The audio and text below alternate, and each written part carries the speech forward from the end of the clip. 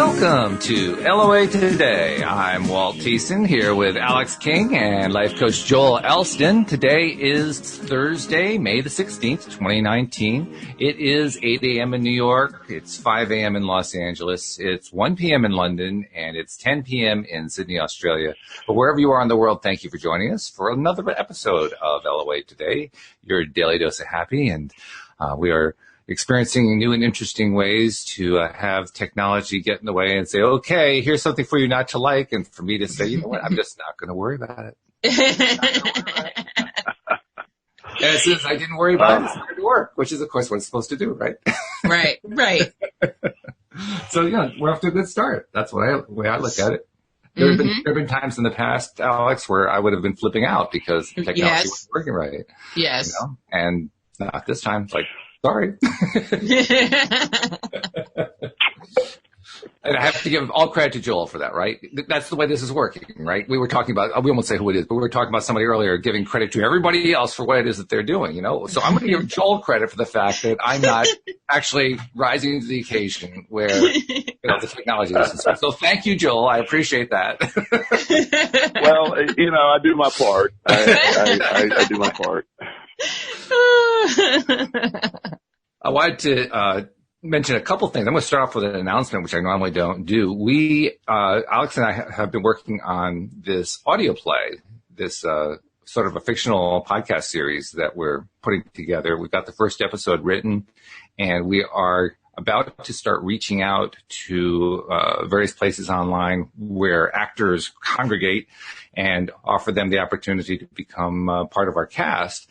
And so I thought I'd toss it out to our listeners as well. If you're interested in perhaps auditioning, seeing if you can get onto this podcast we're putting together, just send us a little 20-second selfie video of yourself talking about whatever you want to talk about. I mean, basically, you want to kind of show whatever acting chops you have. And if you have no experience as an actor, then there's not much to show in terms of acting chops. But just talk to us for 20 seconds on a video about why you want to be on the podcast, why you want to be on the show.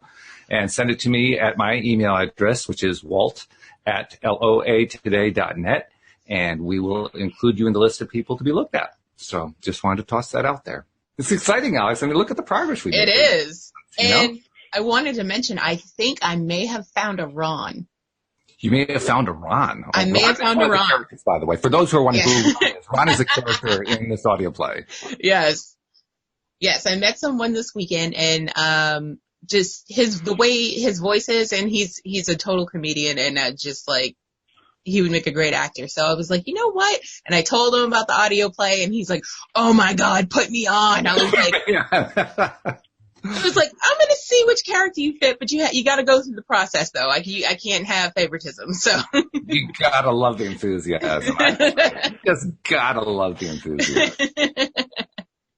And Joel, I got to ask you, I mean, I ask you this every week, so this is like carrying on the tradition, but you always have a great week, and I want to make sure this is still the case. Last week, the past 7 days have been a wonderful week for you. Am I correct about that? No, it's been terrible. Oh, no! Well, not really, but I don't like being predictable, so I just try to throw that out there. Busting my chops. Okay, I got it. I don't like that predictability in life, but no, things are. All kidding aside, been an exceptional week. A lot of great stuff happening, and I love the way sort of life sort of unfolds, and being able to live in the day and not have to. When you get it, a lot of people say, "Oh, I'm in a rhythm," and it's not like a boring rhythm. It's just that life every day. I know it's going to be exciting. I know it's going to have great stuff happen. I never know what it is, and no matter what comes along, I'm able to handle it. This is good stuff. So, the fact that I've sort of gotten to this point in life is just really exciting. And I love the week. I love every day. Mondays. Used to be scared to death of Mondays, or now Mondays are my absolute favorite day. I can't wait for them every week. That's great. That's wonderful. That's what they call being in the zone, right? That's what the athletes call being in the zone. Yep. Where you just, everything's going your way. Everything's working out. Yeah. And it feels good. It's a way. And then as with everything else, when everything's working out, then everything works out. It's just that it becomes almost like a self-cleaning oven in a sense. It just takes care of itself. Actually, we're trying to avoid talking about self-cleaning ovens because Louise turned ours on yesterday and started stinking up the house. She says, okay, to heck with that. I want to go buy the stuff in the store. Yeah. But I understand your analogy. Your analogy is a good analogy. It's just we try to avoid that part. I get it. I really do. So I don't really have a topic in mind for us today, other than just kind of general LOA talk. A few people are streaming into the live stream section. So if anyone has a question or comment, something they want us to talk about, feel free to put something into the live stream comment section, and we'll be glad to take it up. But in the meantime, I'm just going to kind of wing it with a couple of questions, unless Alex, you've got something for us to talk about, or Joel. But I just kind of want to talk in general about the happy side, because we usually spend all our time focusing on problems. Mm-hmm. So that's part of what we do here at LOA Today. Okay, let's see if we can attack this problem. How can we deal with this? Joel, do you run into this with your clients and all that kind of thing? I just want to talk about feeling good. I think we need to spend a little more time on that because we haven't done as much of that. So, I mean, Joel, you kind of spun it off there by just saying it's just one good day after another. And that's the goal. Yeah. That's the goal. Because when you get there, that's where everything happens, right? And I think that it's sort of the general topic that we, at some point we hit every week is, most people are attracted to or discover the law of attraction when there's something going on in their life that they need help with, or they're perceived as broke. And by discovering this, it's a under the big term of self-help, and people sort of come to this for many different reasons. And you're obviously there's a lack of satisfaction most of the times, or there's a need to fill.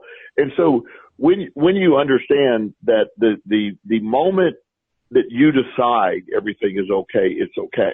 Mm-hmm. And that's the piece that, when somebody said, well, I need a relationship to be happy, or I need money to be happy, or I need this job, or I need this scenario. And that's where it gets missed, because if you get happy first, happy is it has no prerequisite. Happy is its own thing. Learning to be happy. Now that's so much easier said than done. And I'm not trying to minimize how you have to change your mindset, but if you could start at happy, if you can get to the point of here's where I'm at, life's good at this moment, at 8:09 a.m. Eastern time on the 16th of May, everything at this exact moment is absolutely fine. No matter what's happening, we're all fine at this moment. Mm-hmm. And so if you can live within that and be happy with that, then that's what the law of attraction picks up on and it delivers. But this desire, this drive, where I need to have this fulfilled, and that will make me happy, always has the opposite result. Because when your perception is something is going to make you happy, and then it comes along, and you, okay, well, now I can be happy. If something doesn't match within that, then all of a sudden you've put your happiness at risk, because you attached it to something it had no business being attached to. Mm-hmm. Yeah, that's the key. It had no business being attached to it right there. That's it. And yet that's what we do so many times. I mean, that's what many of us who are deliberate creators are trying to learn not to do. But I saw somebody posting on Facebook. I was telling Alex about this earlier, that this guy had posted about a question about contrast, which is the word that Abraham Hicks uses to describe the fact that we live in a world where there are a lot of things going on that we like, and a lot of things, perhaps a lot more things going on that we don't like. Mm-hmm. And, how do you deal with all that? And his question first was, how do you define it? And so I defined it kind of along those lines. And then he followed up with some questions about, well, how do you deny contrast? And my initial reaction was, I don't want to deny contrast. That'd probably be the worst thing I could do, because I'll just get more of the stuff I don't want. Why would I want to do that? Yeah.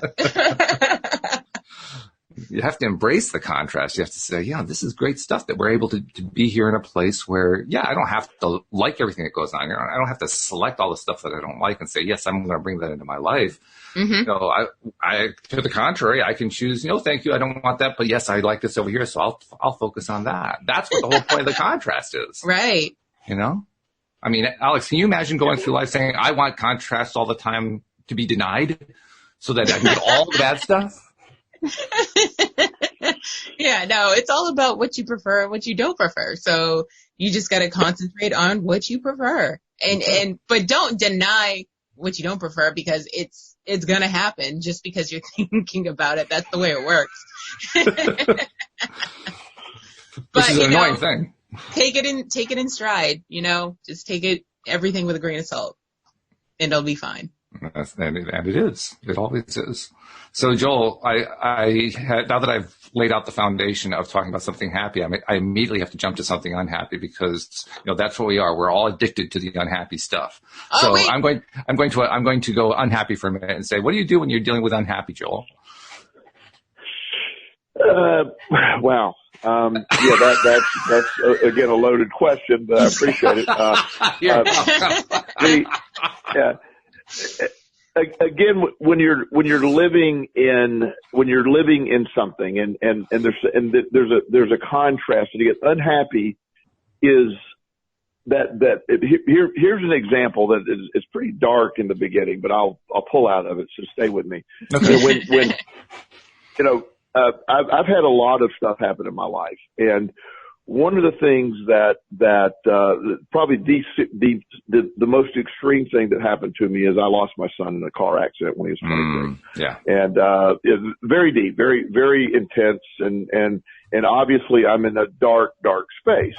Well, I wasn't on social media for a few days, and when I started coming out of that, and when I started moving forward, I was very unhappy, and I should be. I don't fight that when you're there. I mean, I just lost my son.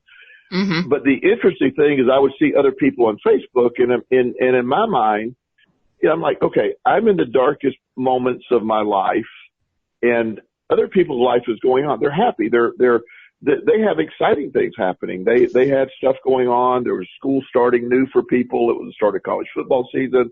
So there's a lot of exciting posts. Now, these are good friends of mine. Now, they were sad for me, but their life was able to continue to be happy. Mm-hmm. And as I've often shared with people, my grieving process was, in the beginning, was very, very intense. However, I have made it a choice to focus on the incredible joy my son brought to my life instead of the huge void created by his loss. Right. So I even in the midst of my despair, I always knew happiness was a perspective and a choice. Mm-hmm. Now, I'm okay. I didn't have to pull out of it. I had no mandatory time limit on my unhappiness.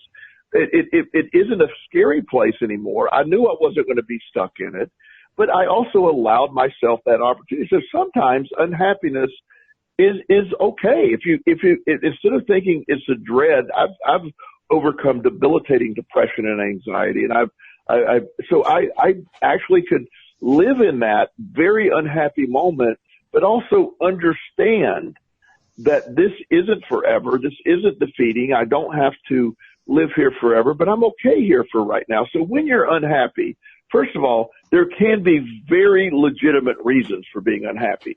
It would be unhealthy to say, hey, my son died. Hey guys, you want to go? He died 4 hours ago. Let's go have a party. That would be very unhealthy. Mm-hmm. But at the same time, living within the unhappiness, but not getting stuck in the unhappiness. I knew my vibration was unhappy. I knew that it was appropriate to be there, and I didn't get stuck. I could just sit with it and observe the unhappiness. And that sounds very weird to some people, but it wasn't that. But also I knew that happiness, when it was time for me to pull out of that happiness was at my disposal. It was there. I was able to go there when I was prepared to go there. But some people think you're always supposed to be happy. It doesn't work that way. We were talking about the contrast earlier. I knew this was a moment of contrast in my life, and it was the ultimate contrast. But I also I didn't want to become comfortable and invite that forever. But I also knew that I was strong enough through all that I've been through that I was going to be able to handle it. And this was something that I live with great joy in my life. TJ brought incredible, and still brings incredible joy to my life. But the loss was extreme. And so it's okay. So unhappiness, It's like everything else. The human body and the mind and emotions have a point. There's a reason. It's protective.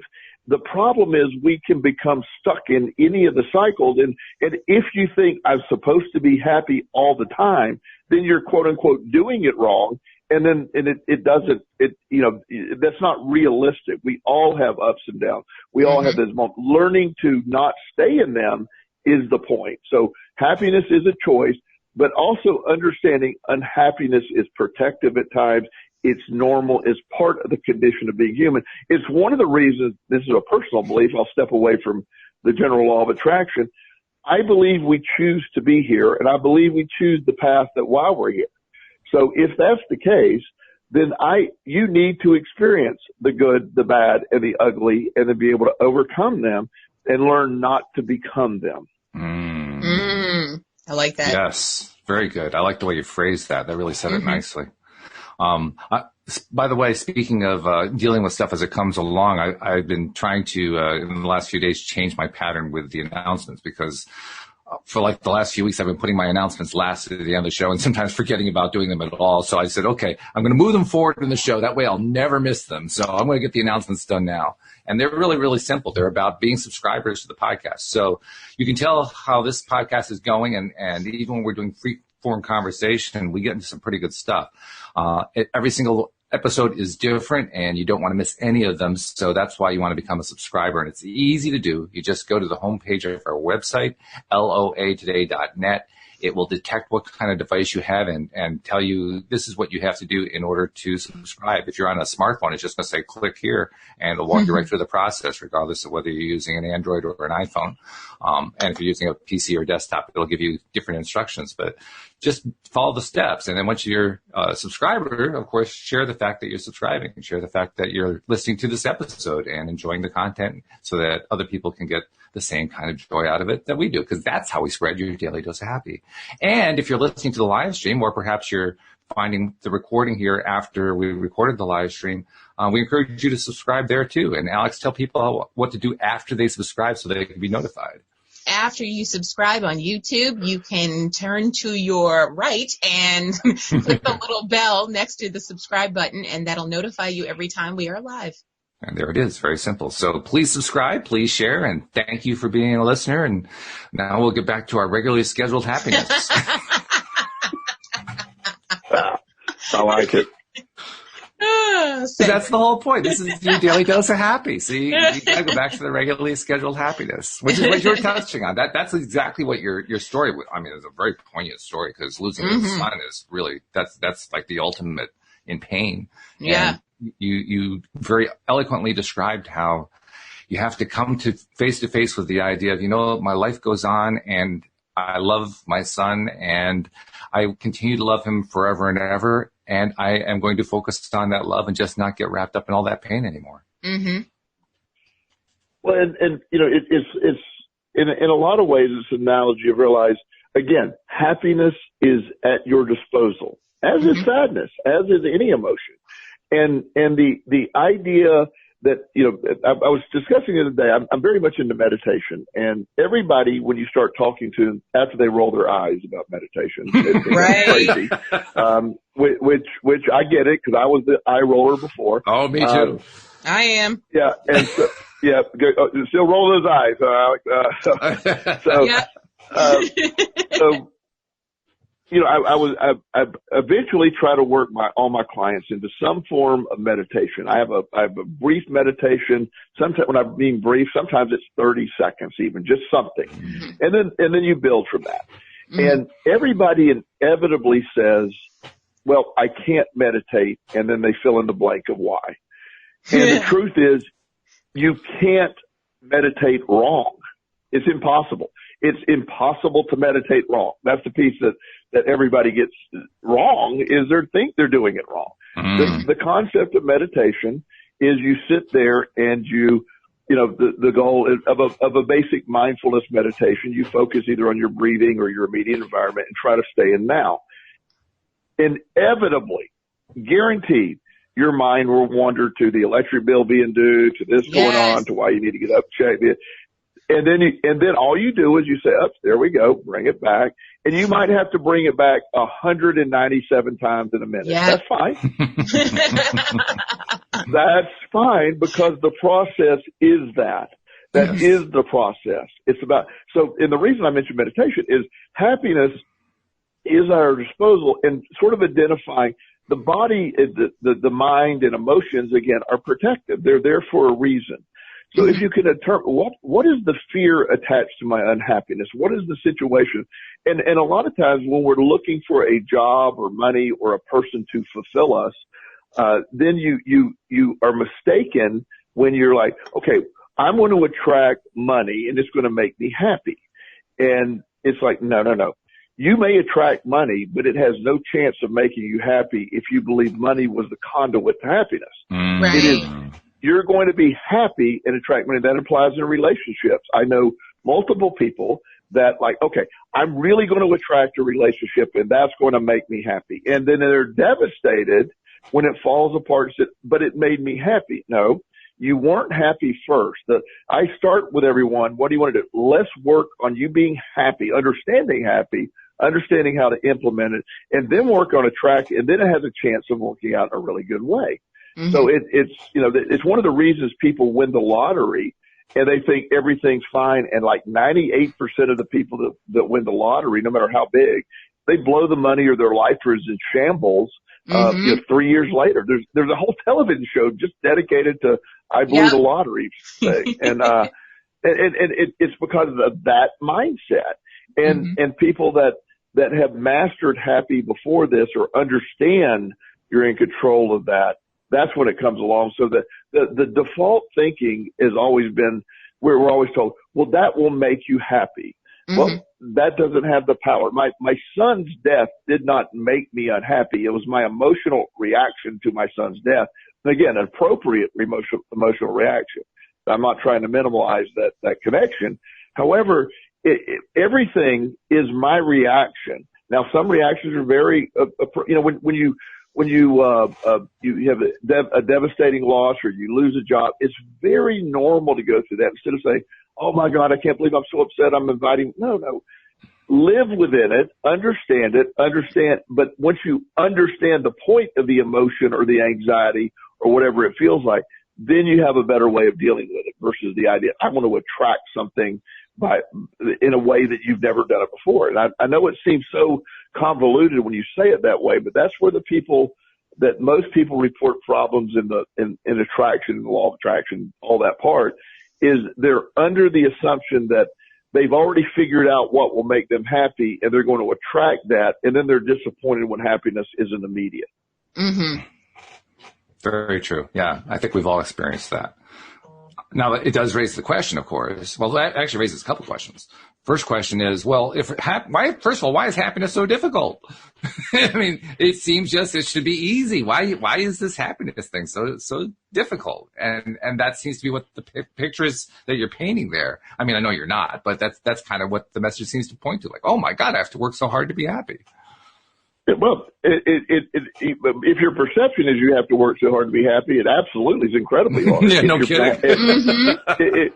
If you're able, and that's what I'm talking about, that exact moment, if you're able to look at yourself and live in the moment, the power of now, or whatever you want to call that, at that exact moment in your life, right now, everything is fine. I'm happy. I've chosen that. Even if there's circumstances that are pressure, if I choose that, I can truly feel that. What is that happy? What is that joy? Then you can condition your brain, and then you can understand the contrast and what it's about. Yes, I am okay. And yeah, I know people that have been in some horrible situations in life and figure out a way to be happy. The one of my multiple shocking emotions that I did not realize I would have is many years ago, back in my addiction, things weren't going really well. And when sort of an understatement. And when things were falling apart, I was taken into custody and put in jail for my behavior during my addiction. And so, I spent my whole life fearing going to jail, even though my behavior wouldn't indicate that because I clearly looked like I wanted to. But Okay. Again, the contrast. Once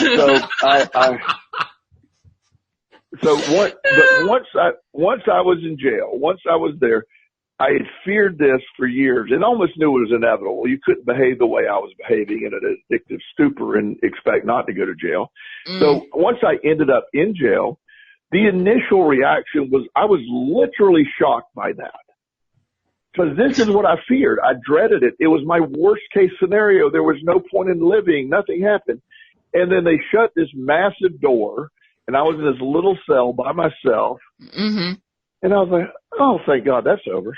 It was like a weight of the world was lifted. What I feared is here. It's not as bad as I walked around I was in jail for 30 days. I'm like, and they looked at me like I was absolutely crazy. I'm like, yeah, this is sort of not bad. I'm done.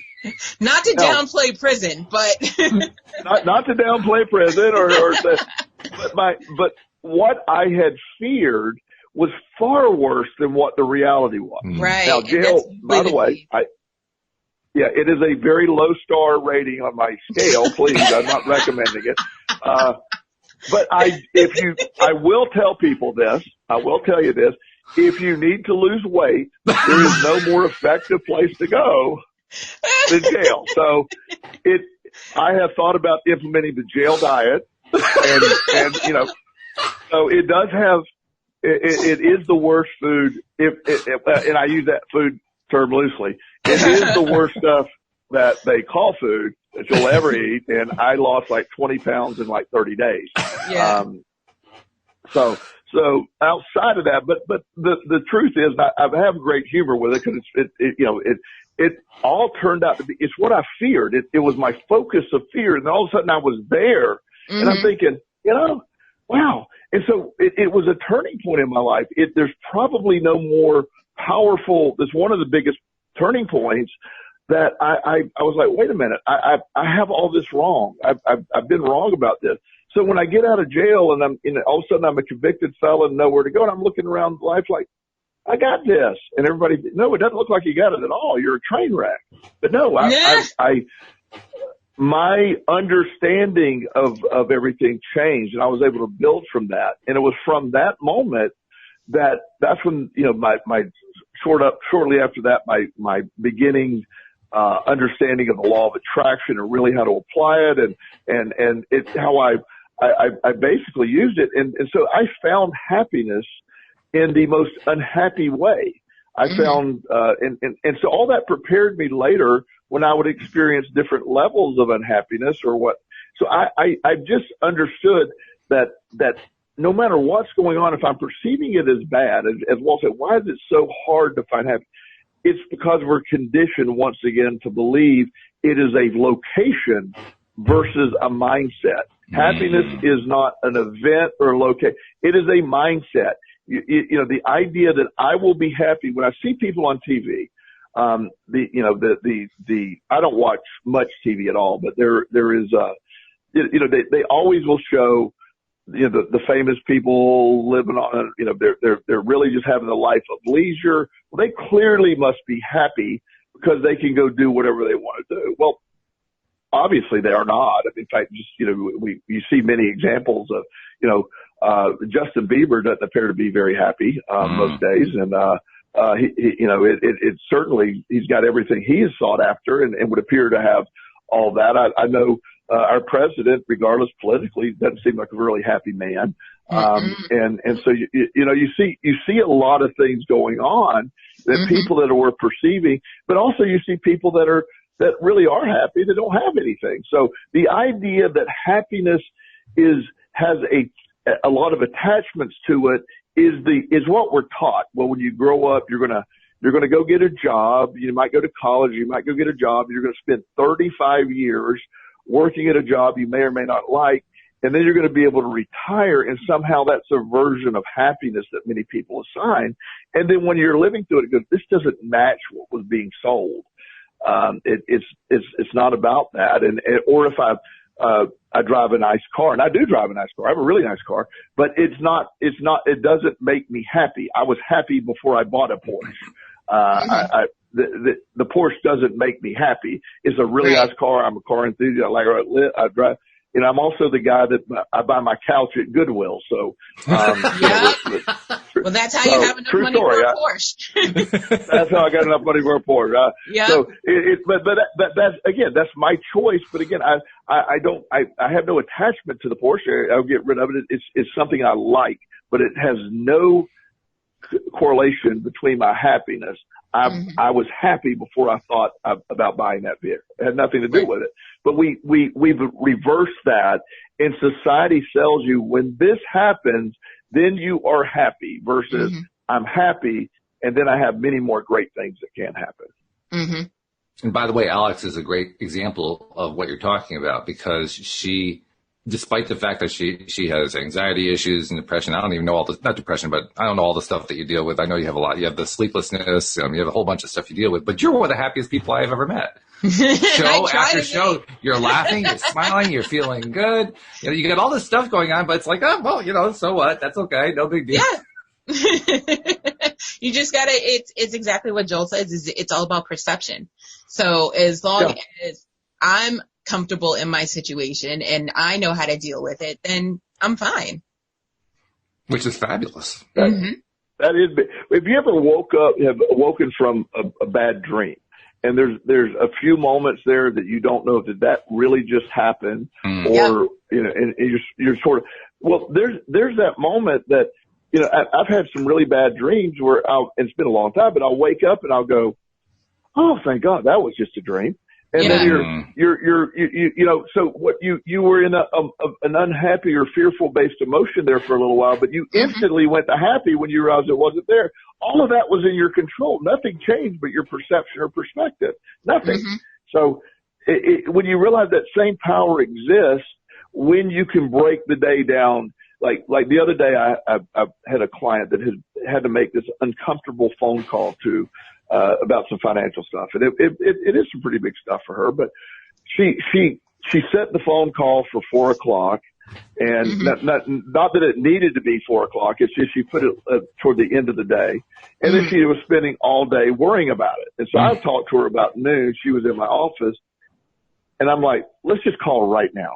Oh my God. Get it over with. No. Yeah. And I said, just do it. I mean, you're going to run 4 more hours. I said, the outcome is going to be irrelevant. It's getting it done. So anyway, turns out we made the call. The outcome was far greater than she realized it would be. And she's like, oh, I just wasted the entire day, to this point of that. And that's what we do. We I want to dread this, so it's going to be terrible. I've done that multiple times in my life, where I'm dreading something, and then I make it that it's like calling Comcast, I'm like, oh God, I'm going to call Comcast. What? You're crazy. They have the best customer service. Every time I talk to Comcast, it's the best experience ever. It is now, because I changed my perspective of them. But when I used to call with dread, it was always a bad event. And in fact, I have a great example of a call to them. I had called and I was trying to explain, and I knew I was just trying to explain what was going on. The person was, I don't know what country I was talking to, but it hurt. I promise you his name was not Bob, as he said. It was, yeah. So we were going back, and I found myself getting very frustrated, and he was getting frustrated with me. And of course I never yell, I'm not rude. I go, sir, I said, I don't think you're listening. He says, well, you're just stupid. He called me stupid. And wow. And I'm like, okay. And then he hung up, and I'm like, oh wow. So, no. I waited a minute, and I called back, and I was calm. And so, I'm sure he could do that. And the odds of me ever hooking up with him on the phone would be not likely. So I called back and a little while later and I said, look, I got to approach this differently because I was furious and I was ready to change everything. And so I called back and the lady that answered, very nice lady. I said, I just had a really difficult phone call. And I said, and that has nothing to do with you. I said, so I really appreciate you taking my call. I really appreciate it. And I started with gratitude. And I explained my problem. It took her less than 45 minutes to exceed my expectations and gave me a $25 credit for my frustrating call before.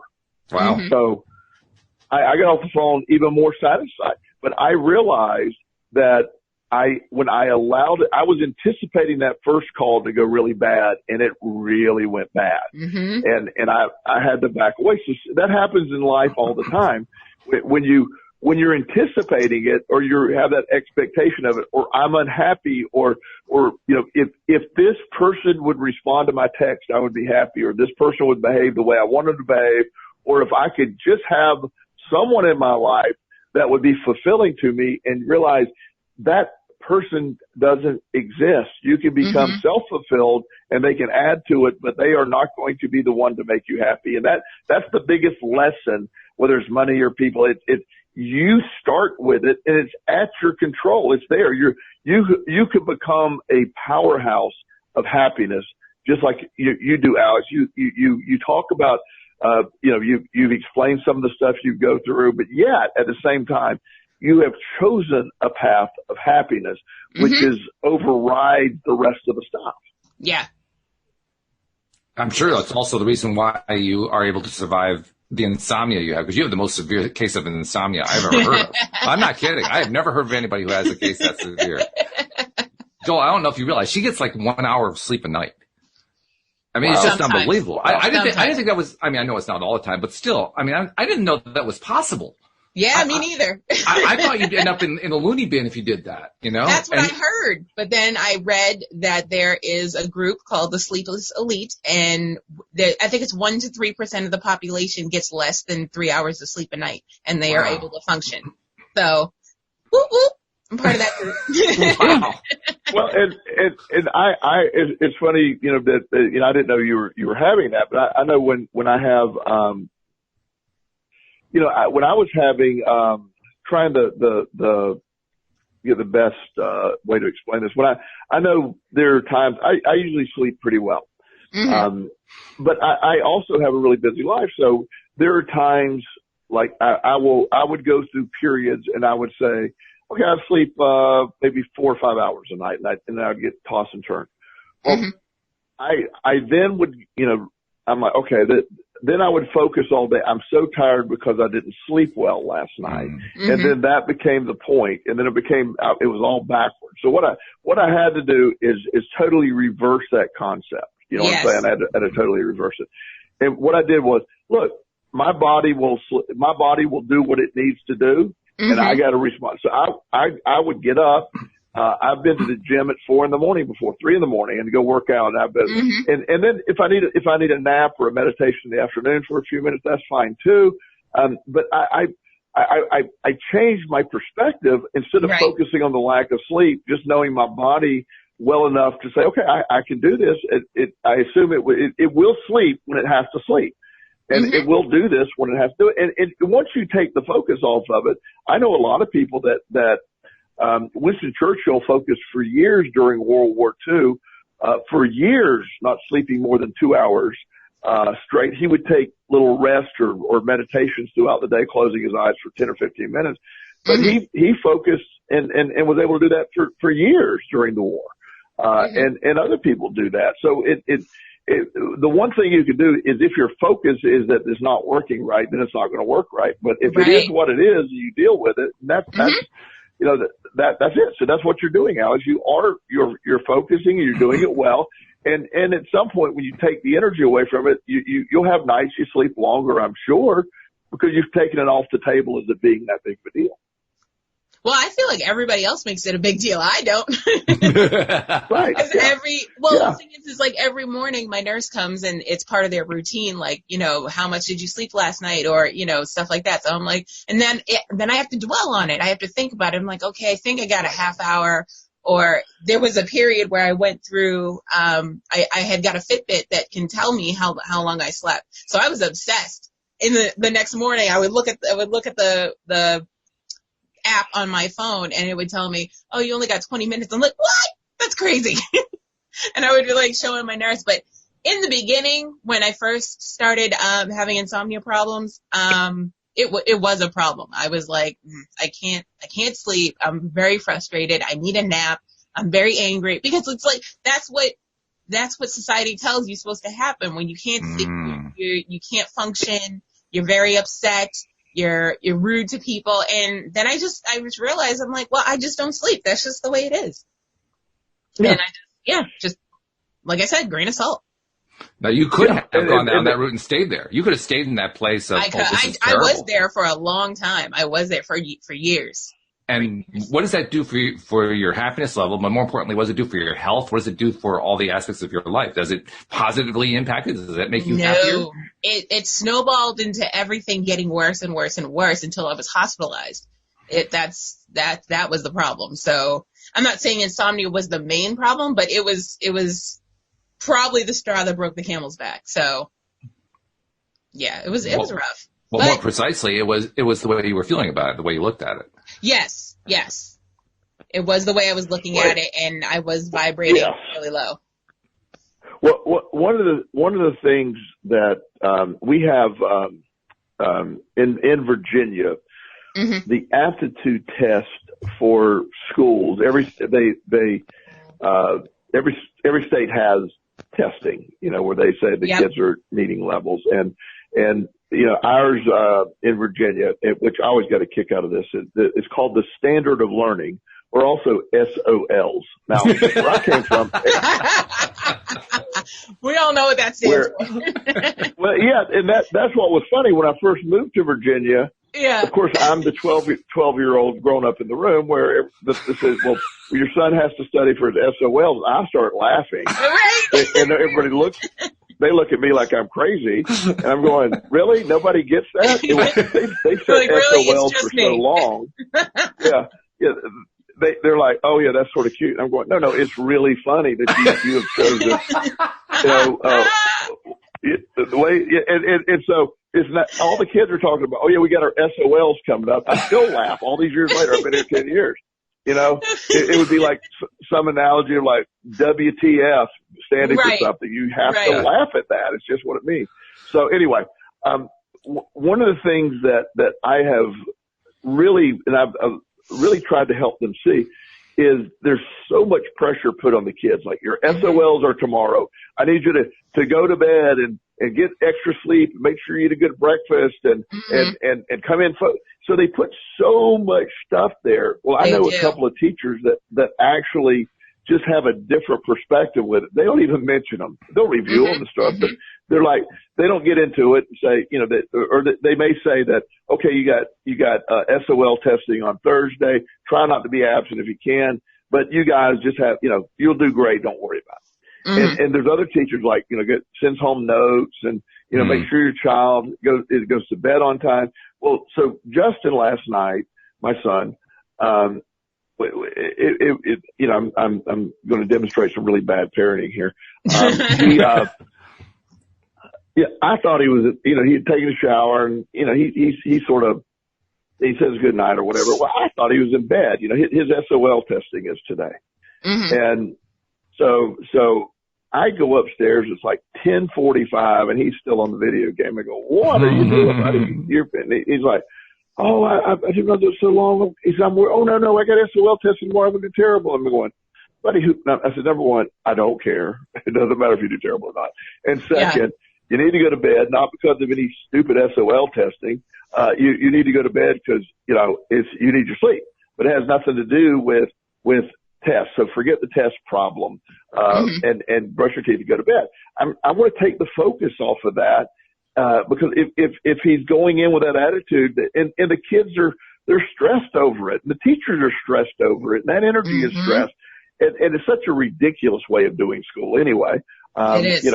But this is how it works, and so I believe when you don't focus on the thing, you're in a lot better place. And that's, I know teachers that implement that have much higher success rates, or whatever you want to term success, but passing of the SOL, when they don't approach it from such a place of fear. Or it's the same thing with your insomnia. When the nurse walks in and says, "Oh my God, you only slept 2 hours last night, or an hour, 8 minutes, or whatever it was."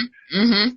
Well, it's like, well, boy, that was sort of fine until, now I'm now your focus is like, well, obviously I'm that's really bad. Well, no, it is what it is. And you have confidence. I had a test many years. I don't tell the whole story, but it was an anomalous blood test, and it took me 2 days to have it redone. And I had a microscopic blood in my urine, and it's something that's hereditary. I've had it for years. I didn't know it at the time, and I had kidney pain. Now, I didn't have the kidney pain before they told me that there was microscopic blood in my urine. The kidney pain, and then once they identified it with this test, saying no, it happens to is less than 1% of the people. However, it's nothing. You'll live. It has zero bearing on anything. The kidney pain went away. Well, nothing changed, but and it's that same thing. It's going to a doctor. Any doctor that would tell a patient, "Well, you have terminal cancer." What do you mean terminal cancer? That's not even a thing. You're being sold that, and it's just and all that emotional stuff. It very much is the importance of your perspective of things. Happiness is a perspective, and it's a choice, and it's a button that you can push immediately and have it instantaneously, and is not a destination event or another person. That's where most people get stuck. Meanwhile, I'm imagining these two staffers working in the Department of Education in Richmond, Virginia, a few decades ago, saying, "What are we going to call this new testing?" I know. Let's call it SOL. Oh, what a great name! Oh my God. I was going to say, I got a story about my standardized testing. When I was in high school, I was firmly against it because I don't test well. So I was the last class that was allowed to take the test, and it didn't affect our, graduation status. So, not knowing that at the time, I told my parents, I said, "Listen, I'm not taking the test. I don't believe in it. It doesn't make any sense to me." They take away everything that you're learning. They stop it. And then they're like, "We got to concentrate on what's going to be on this test, because we got to get our points up, because, that's how the school gets money." And I'm like, there's so much pressure on the kids. So even at 16, I was just like, no, I don't like it. So I said, "I'm not taking the test. I'm protesting the test." And my parents were like, "If that's your decision, that's your decision." The school said, "You don't take the test, you don't come to school." So I was like, great, I have a vacation. So solid how you look at it. And my parents were like, you're not in trouble for not taking the test. If it's not going to affect you in any way, and you don't believe in it, we don't believe in it either. So it's up to you. And the school was like, "No, you're suspended." And I was like, cool, I'm going to go watch TV for a week. It's fine. And then 20 years later, you started a whole podcast about watching TV. Exactly. It all came together. Yeah. Well, but again, that's how all of this comes together is understanding that the in-depth understanding of where all this, what I'm fascinated with origins, like anxiety, for example. The human condition wouldn't have anxiety unless it served a purpose. Now, that doesn't mean that anxiety can't become a problem. You can have produce too much insulin. That could be a problem, but you have to have insulin. So the human body can take any condition and go wherever it needs to go. But I always like to identify the origins, especially when it comes to like depression and anxiety. What is the intent of it? What is the intent of anxiety in the beginning? It's a protective device that, again, back in the days where the saber-toothed tigers were chasing the cavemen. Right. We had to fight or flight. You needed that. Well, it doesn't serve us today the same way, but yet that's where the origins came from. So I don't know what you're talking about. I saw a saber-toothed tiger the other day. So my fight or flight kicked in.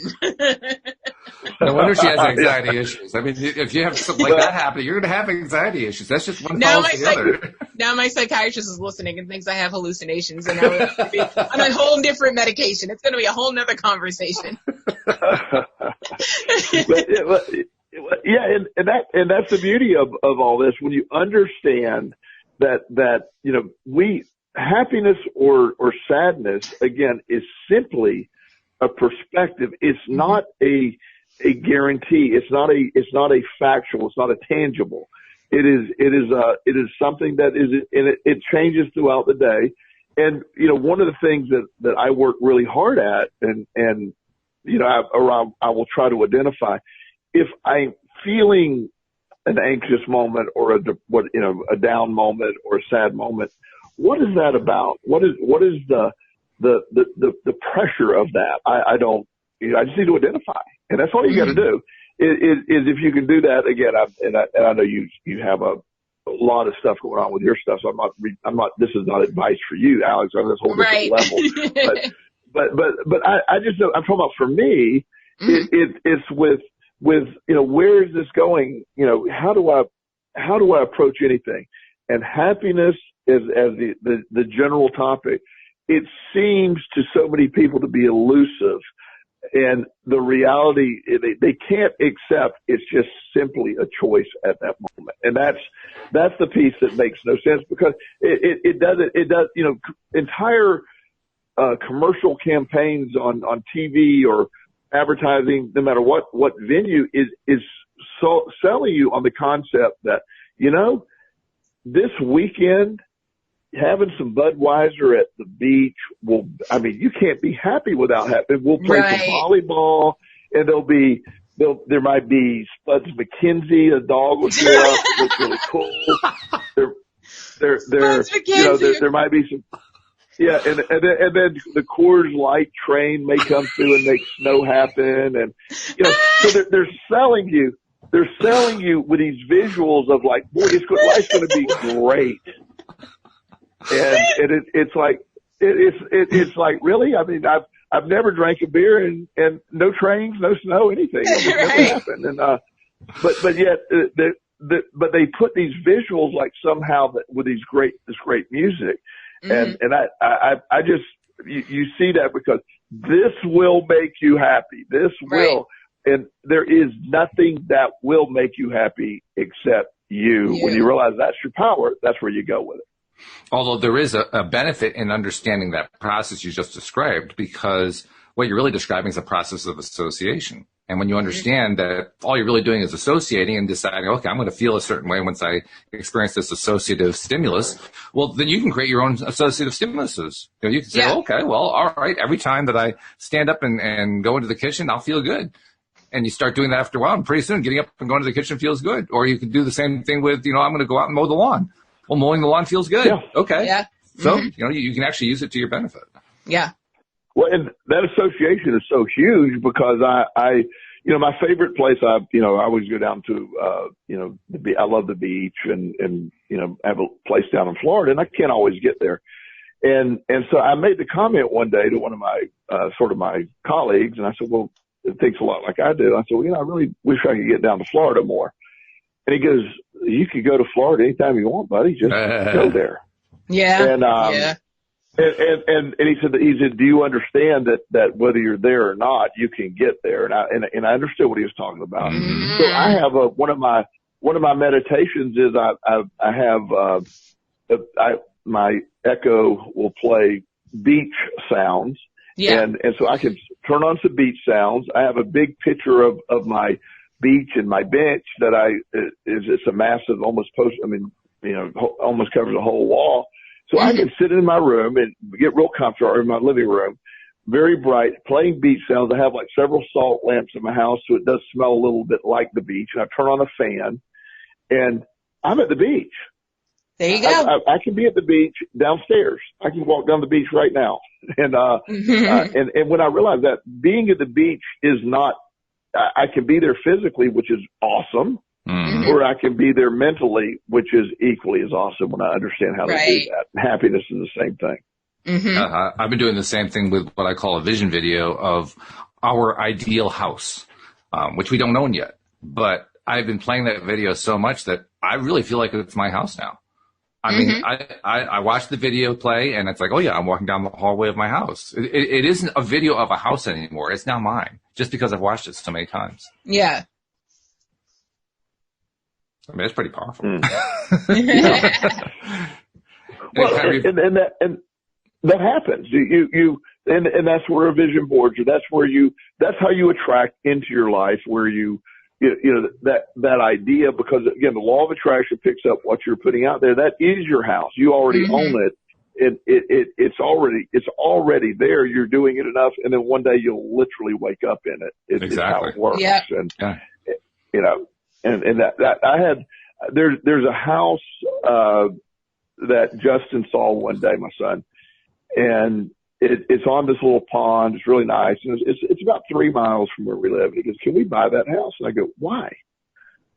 We have a fine house. There's nothing wrong with our house in a great neighborhood, all that. And he said, but it's on a pond. I go, well, we can go to the same pond, or we got another pond over here. And you know, I don't want to move. We could buy that house, but moving 5 minutes away, it makes 0 sense. Right. So we're in a perfectly fine house, in a perfectly fine neighborhood. We get along great with our neighbors. So we got a lot of positives for being here.